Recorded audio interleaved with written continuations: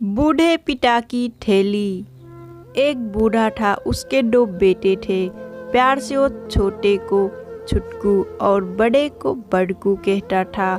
दोनों बड़े आलसी और निकम्मे थे। अपनी पत्नियों के साथ निठल्ले बैठे रहते, लेकिन बूढ़े के काम में हाथ ना बटाते।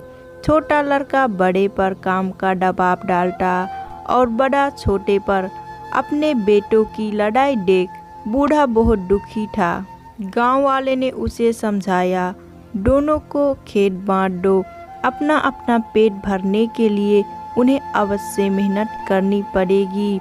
बूढ़े ने वैसे ही किया। उसके पास एक बड़ा खेत था।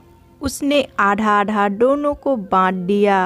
अब उनके आगे परिश्रम करने के अलावा कोई चारा ना था। बूढ़ा 1 महीने छुटकू के साथ खाना खाता और 1 महीने बड़कू के साथ।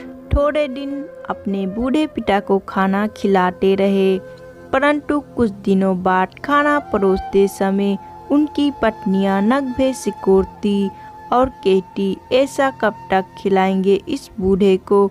दिन भर बैठा बैठा खट तोड़ता और रोटियां हजम करता है। बहुओं के तानों को सुनने के अलावा बूढ़े के पास और कोई चारा भी तो ना था। वो चुप रहकर सब सहता। एक दिन दोपहर हो गई, किसी ने उसे खाना नहीं दिया। वो भूख से बिलबिलाता हुआ बोला, खाना दे दो बहू, आज खाना नहीं बचा है, शाम को खा लेना।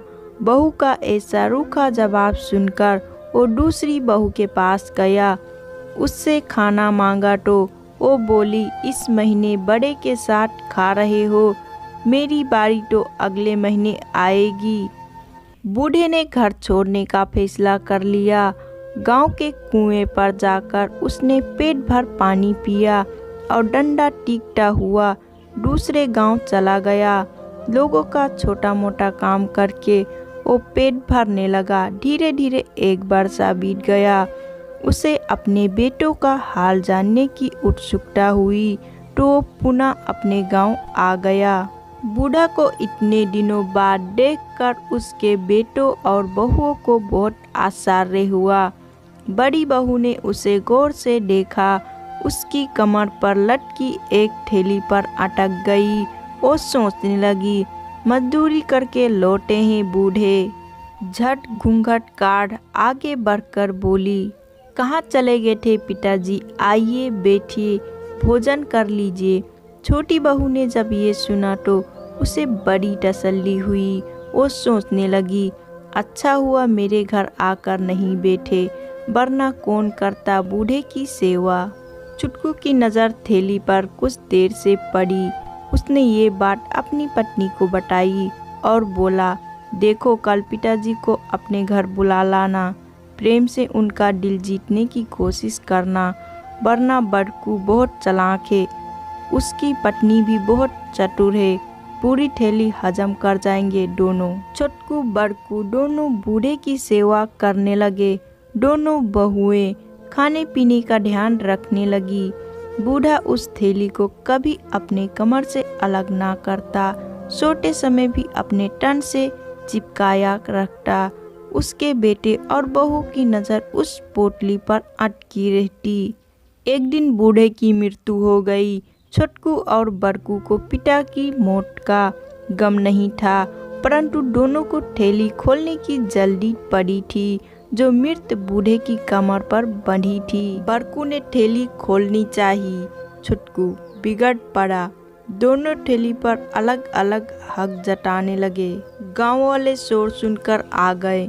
उन्होंने उन्हें लड़ने से रोका और कहा कि थैली के धन को आधा आधा बांट लो, लड़ क्यों रहे हो। गांव के सरपंच ने थैली को खोला तो सभी दंग रह गए। उसमें मिट्टी, कक्कड़, पत्थर के छोटे छोटे टुकड़े पड़े थे।